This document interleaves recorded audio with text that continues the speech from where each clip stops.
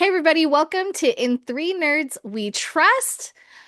I am Tina Jan, one of your co hosts, and let's let Jennifer introduce herself. Hi, everybody. It's been a bit of a hiatus, so we apologize. I'm Jennifer Haggins, I guess. Maybe I'm Jennifer Higgins. I don't know. I'm somebody today. And I am one of your co-hosts as well. And then with us today, because we are in Three Nerds We Trust, is our third nerd. And go for it, Tiffany. Everybody, I'm Tiffany Martinez. I'm here along for the ride, I think. So Yes.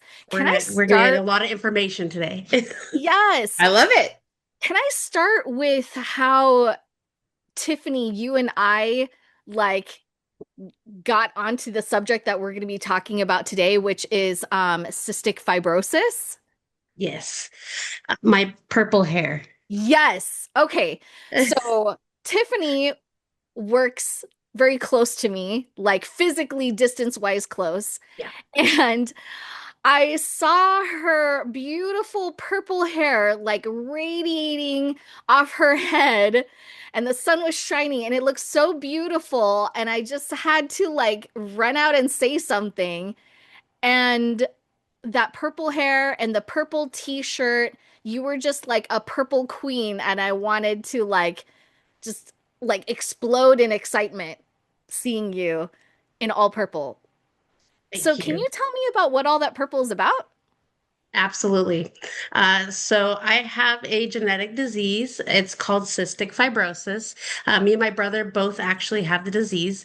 Um, and in May, every month of May in the year, we celebrate Cystic Fibrosis Awareness Month. So it's very popular. Every May, I dye my hair purple, and every day I wear purple, everything purple shoes, purple clothes, purple everything because as you found out, it really works. That's how we spread awareness for cystic fibrosis. And that's kind of what we're here for today to talk about it. I'm so excited. I know we had briefly talked about kind of like your background story and how you found out about it, about cystic fibrosis, that you had had it. Can you go into a little bit about your background story of Yeah, all of that? absolutely. So, when I was 3, my mom had another baby. His name was Joe. And shortly after Joe was born, the doctor found out, it was a weird story, but my mom, she took me to a clinic visit, to the doctor visit. And back then, nobody knew what cystic fibrosis was. It was very, very rare disease back then. Um, there wasn't a lot of information on it, but a nurse walked by and my mom had just changed my diaper. And the nurse came back and she said, "Excuse me, does your daughter have cystic fibrosis?" And my mom's like, I don't know what you're talking about. No, like, go away, weirdo. And this was in the 80s. I was like 1988. So later on, the doctor came into the room, and the doctor's son had been doing research on cystic fibrosis. He was doing his doctorate, and that's what he chose his research for. So they took me and they got me tested. They did a sweat test. That's how they diagnosed it back then. They repeated that sweat test and repeated it because, they just couldn't believe that I had cystic fibrosis because most kids born with cystic fibrosis were very, very sick. And it was diagnosed right at birth for most children back then. And they did tell my mom and dad that I probably wouldn't make it to preschool. At that time, they did test my brother. He came back positive as well. And then my mom was pregnant right after that. And they pretty much told her that she should have another child because it probably would be with cystic fibrosis as well. She turned out to have him, and he's very healthy. He doesn't have CF. So, um, back then the life rate, for children with CF was 5 years old. They wouldn't make it into kindergarten mostly. And I just turned 40. I'll be 41 this year. So, That's awesome. Yes, that's it's come a amazing. long, long way. Yeah. That's So this sweat test they're talking about, what does that even mean? Like, they just made you sweat and like tested Yep. or what is that? Yeah?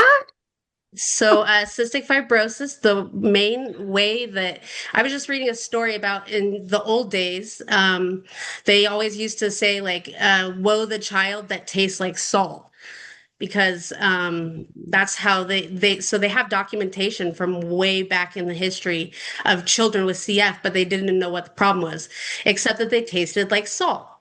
Because what CF does is it blocks the salt from absorbing with the water in your body. So Mm. it causes your your lungs and your organs to like have a sticky mucus on them. So we don't get rid of the mucus, which causes us to have insane like sickness, and it causes like your digestion not to work, and a lot of stuff. But they do a sweat chloride test, so Hmm. they test the salt in your sweat, and they still use it to diagnose kids today. But now at birth, they actually test for one of the modulators, because how cystic fibrosis is you have a gene that's modified and another gene that's modified with the cystic fibrosis gene. There's thousands of them that could be modified to come together to cause the disease, but you have to have both genes, one from your mom, one from your dad. And when they get together, they make cystic fibrosis. So Hmm. And what do you think that the nurse saw when she was just going outside that made her think that you had cystic fibrosis? she smelled because the smell of the stool, the stool was very high. And she just said that she could smell it from the diaper. Huh. She was just Wow. she had a very good nose. She just knew right away. She's like an alert dog, Yeah. That is incredible. Yeah. Yeah. Wow. Like the canary in the mine and all that right? stuff. Some people just have just really amazing senses. Like, that's awesome. I mean, it's Yeah. great that she So, brought it up. yeah. And nowadays, they test every pregnant woman for the main gene that affects cystic fibrosis. And they didn't start doing that until like 19, I think like 2005 was when they first started testing pregnant women, because they did find out that 40,000 people in children and adults in the US have cystic fibrosis. Wow. Um, and the countrywide, it's about 109,000 now, I believe, affected with cystic fibrosis. But it's a very silent disease, I would say. Um, it's a very rare disease, but a lot of men don't find out they have it until they go to have children, because 98% of men can't have children with cystic fibrosis. Hmm. So there's even men in their adults get married and want to have kids and find out they can't Wow. because they have cystic fibrosis. But um, Oh, So are you they? mentioned, Oh, oh, sorry. no, You that's a mentioned that you and your brother, one of your brothers had it and one brother did not have it at all. So yes. growing up, were you guys sick a lot? Were you in the hospital a lot versus your other brother? Did he understand what was going on? And did you guys, as kids, did you notice that there was something different? Uh, you know, like growing up, my mom and dad were very cautious about treating us differently. All the kids with CF, their parents wouldn't let them go anywhere, because they didn't want them to get sick. We're very likely to catch diseases and get, Mhm. really sick, pneumonia, the flu. My mom and dad just let us go to the playground and let us go play with kids, and I think that had a lot to affect that we still got sick, and there was still a lot of times where we were really sick as kids, high fevers, chills, coughing often, until 2019. My lung percentage was a 20%, Mhm. and my brother's was about a 30%. And then in 2019 they came out with a new gene modulator. It's a medication. It's called Trikafta, and that medicine, I would say it's not a cure, but it saved my life to make it longer. Um, but I don't think the little brother, he's Tommy, he's the little brother, but I'm sure it affected him as a kid, like I don't think it really understood it as kids, any of us, Mm. why we were different. I didn't get treated differently, but there's a lot of times where I go out in public and I'm having a coughing attack and people think I'm sick, like tell me to go home. Especially like during COVID, it was really affected me during COVID because anywhere I go, I have to cough because it's like I have to clear my mucus out of my lungs, but people just think like you have a disease, get away from me, you're gonna kill me. It's like, and no, that's not my intention. But that was probably the hardest part about having it growing up. You're always coughing and you have to like spit this mucus out, and kids at school never understood. So, or we'd be really tired. It really drains in your body. And I think a lot of times people think like, oh, those people are really lazy, but it's like, Mm. it's hard. We do all these treatments, we take all this medicine, and people don't realize what it's like on the backside of it. I would imagine any sort of like anything that affected your lungs would really tap your body Yeah. because you can't breathe. That's Yeah. a really basic thing. Coughing all the time, just major like coughing. And like it affected the way I spoke, singing or anything like that. It was hard to catch my breath. I had a hard time walking a few steps, walking upstairs, downstairs. But we stayed active as kids, and I think that helped a lot. And also, my brother and I have one of the genes we have is one of the major ones that's modified, and the other one we have mostly goes for digestion. So that affects our digestion a lot. So back in the day, we took a lot of pills to help us digest food and vitamins. But as far as like treatments, we thankfully did not have to use those breathing treatments until far into my 30s. I Mm. started doing breathing treatments, but most kids with CF, especially if they can't take a modulator because they have a rare form, they're on breathing treatments, 3 to 4 times a day. And it's not like you can just go to work and do them, you have to, Right. but it's not, it's not like a disease where they're going to give you disability to not work. It's not, Oh. it's not a disease because it affects your body very slowly. Hmm. So it's not like a major disease that will, ultimately go quickly. Wow. So with Uh, you being asymptomatic, like when you're younger, was there a difference between like you and your brother as you were growing up? Did one of you, or what was it pretty similar across the board, like what you were kind of going through? It was similar. He's 2 years younger than me, but and men in general, boys, they have a better lung system than women because we make children. So uh, men have a little bit stronger of a lung function. And he was really into sports. He did wrestling, so he got a lot of that physical activity done. I did stop physical activity a lot sooner than he did, so that might have been a little bit of it, but we really were similar. We always went to the doctor office visits together and, our whole childhood. So, I also heard you mention that a lot of men grow older into men and don't even yeah. realize they have CF until they want to have children and they can't.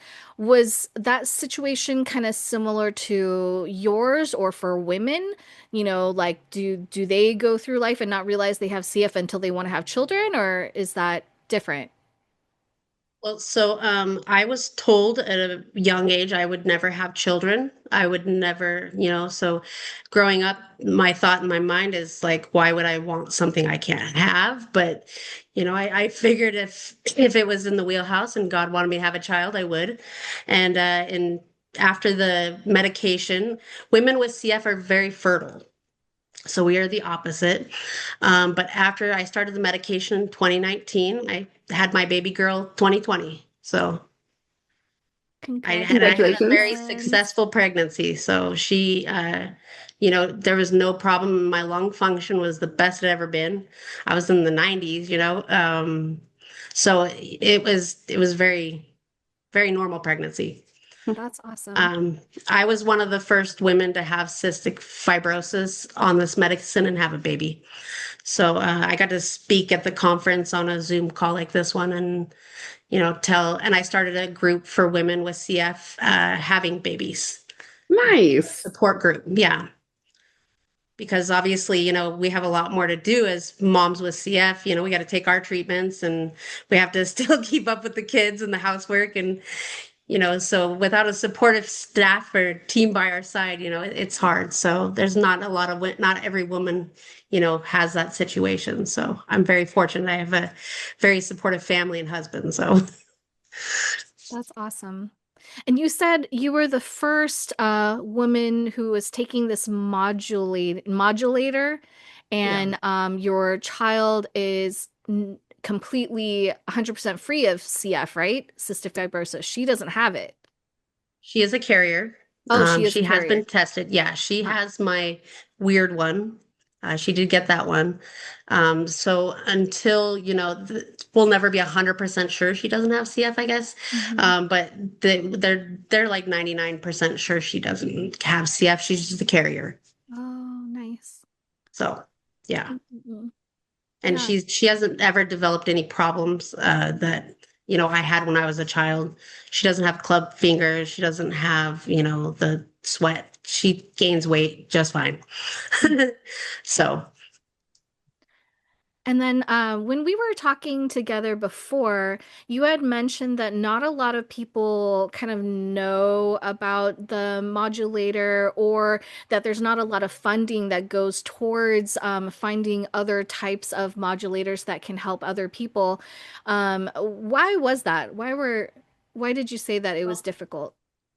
Um, the way the Cystic Fibrosis Foundation works is when they started out, and I think it was in the 90s or 2000, early 2000s, they ended up opening a sponsorship program. So everything that they do for all their funding, most of it is through sponsorships from people, from donations to make medical advances. Cystic fibrosis has no cure. And it's really funny we're doing this call today because I just got a text message that tomorrow is 65 Roses Day. So I was like, that's funny. June 5th is 65 Roses Day. So that's the day when they open it up for people Oh to my donate to gosh. cystic fibrosis. Wow. Yeah. But through those donations is how they have made these medications Wow. possible, through funding from everybody, that donates to these programs. Because it's a lot more like funded through the foundation than federal funded. Federal funding, they still have some that they offer. Obviously, they have programs for people that need help, but the Cystic Fibrosis Foundation is their own entity. And they do a lot of fundraising. That's just what we do all year long. Bringing awareness to it, and it's not a very worldly, it's not a very known disease. It is a silent disease. It's very rare. But coming now, the age expectancy today, as of today, is 65 years old with somebody born with CF is their Wow. That's amazing. expectancy. That's so much better. Yeah. So much Yeah. better. Was the So in original 40 years, five? Right? the original before I was born was 3 years old. Oh my But gosh. obviously I'd already made it that point. So Oh my gosh. So where do you just look online to find a specific site if people wanted to donate or help fundraise or volunteer? Like where do we look for that stuff? if we there's a lot of places you can go, but cysticfibrosisfoundation.com, they do offer lots of ways to donate. They have also, like, we have an event coming up in September, which is what we are talking about as well. On Mhm. September 17th, we have what's called Rose Up Day.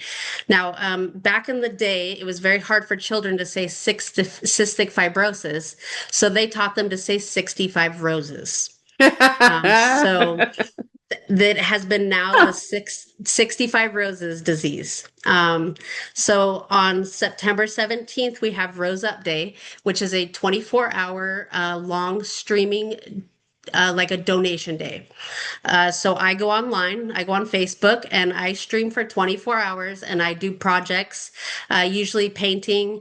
I donate a bunch of stuff for people to bid on, not bid on, but like donate towards. Mhm. And we do a lot of games, and we paint a lot of stuff because that's what I do. I paint shoes and I paint everything. So last year we did a t-shirt, and we painted 65 roses. So every time somebody donated $1, we painted rose on the shirt. We ended up with 10 t-shirts at the end of the day. So, Nice. any little bit helps. If people can donate $1, 50 cents, it doesn't matter. I already opened up on the Rose Up Day. You can also research Rose Up Day. My name's Tiffany Martinez, right there. And under there, I have a sponsorship that they can donate to as well that will go towards Rose Up Day. Our goal this year, last year we raised $500. This year we're trying to do 1,000. That's awesome. I will Yeah. definitely get that information from you afterwards and post Okay. it onto like the finished videos and links and everything. So I It'll be will, right here or right yes, there. somewhere, It's right there. somewhere. But I will get that information and post it So, with the video. yeah. So So Yeah, I they actually, have a whole song too about oh, 65 okay, roses wait. too. we're gonna have to put that over. How are we gonna get this song? We need this song. It's on YouTube. It's on Okay. YouTube. It's a very old song. It was written in the 2000s, but it's about a lady that she found out her sister had cystic fibrosis. So her parents told her, your sister has 65 roses disease. And so they didn't understand why she couldn't go out and play or why she couldn't do things that other kids could do because she had the 65 roses. Oh, And that's where they coined the term 65 roses just because it was easier to say than cystic fibrosis. It doesn't really Okay. flow off the tongue. no. What were you gonna say, Jennifer? You were in the middle of saying Sorry. something. I Sorry. actually, no, you're totally fine. So I have a friend named Melissa Benson, and she actually got a double lung replacement. And they called each other sisters, like Cysters, because they're going through the same thing, cystic fibrosis together. So, but she's done fantastic. Like she's doing so well, and just I think it's a super hard thing to go through, but I love what you're doing to raise money and to get more awareness out there. Yeah. It's and that's all it takes. It's just it's my passion. It's one of my passions. I have many of them, but I've always been so blessed that, me and my brother were in the hospital a lot. In my 30s, I was in the hospital once a month. We stayed there for 2 or 3 months. And people would come visit all the time, but usually I spent holidays there. So after Trikafta came out in 2019, I've never visited the hospital again to stay. Oh, that's amazing. Um, yeah. And if it wasn't for people that have donated all this money in the past and done fundraising and sponsored these programs for us, that wouldn't be possible. Oh, And, that's just for one gene that I have that's modified. And it is the most common one with CF, but it doesn't work for everybody. Um, If they do not have that CF05 gene that's modified, they can't take Trikafta. So, there's some people that have both CF5 genes, and those ones they can take it. It works really good. It puts their body at almost, like 99%. People like me, I have one of those genes modified, so the medicine helps me a lot. I feel, great. I still take my breathing treatments. I still take, my 30, 40 pills a day. oh my Um, gosh. but yeah, it's a lot. But it's still better. I don't have nearly what I used to have. Mm. so if you were to say you want the people watching this to know one thing, Bring her It's the on. baby. right, Have her say hi. right. You want to say hi? Hi. Hey. She's a blur. I know. I Yes, see one it's the eyeball. background blur. Yeah, Mama, I got spell wedding. I'll show you right here. Sorry, go ahead. No worries. If there was I'll spell it. I'll draw it and you say it. Hold I on. will spell it. Go ahead. if there's one thing that you want people watching this podcast to know, what would that be? That that's a hard one, man. More than one, you know, what's the main thing you want people to walk away with today? I would love for them to know that donations that are given to cystic fibrosis are really, really treasured by all the families that are affected by cystic fibrosis. Because without it, there's a lot of medications we wouldn't have at all.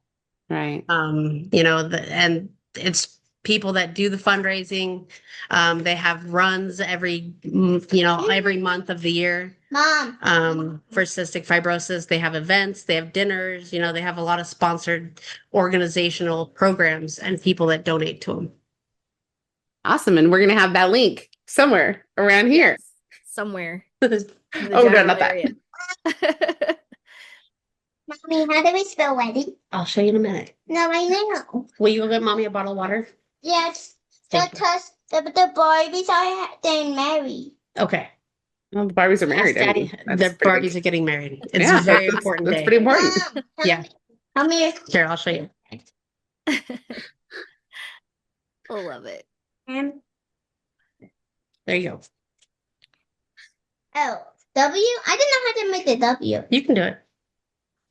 So on Rose Up Day, as I said, we will do 24 hours, and some people bake cookies, some people, everybody does everything.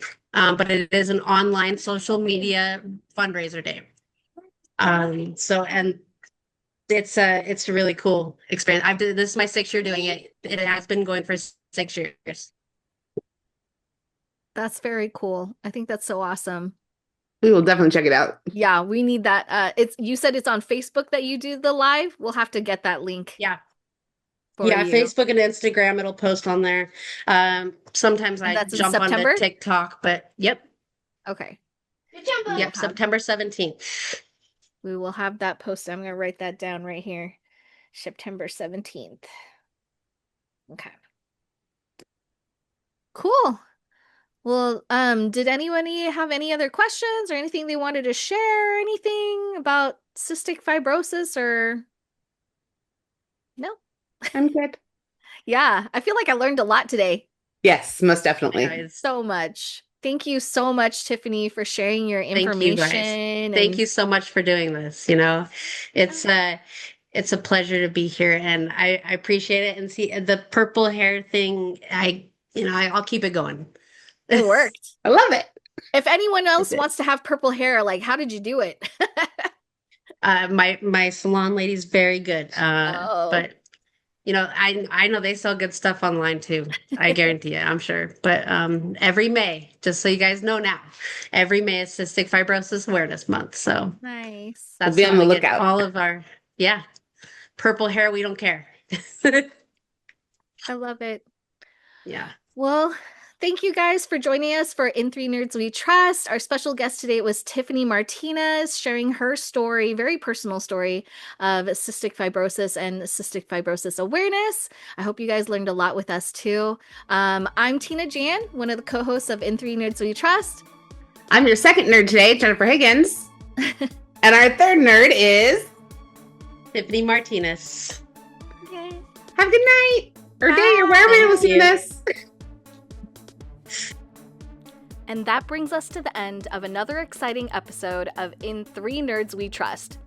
Thank you for listening and hanging out with us today. If you have any questions or topic suggestions, reach out to us at in3nerdswetrust@gmail.com. We would love to hear from you, so don't hesitate to reach out. If you found some value in today's episode and want to stay connected, here are a few ways you can do that. Subscribe to In Three Nerds We Trust on your favorite podcast platform so you never miss an episode. Leave us a rating and review on any of the platforms. Your feedback helps us improve and reach a wider audience.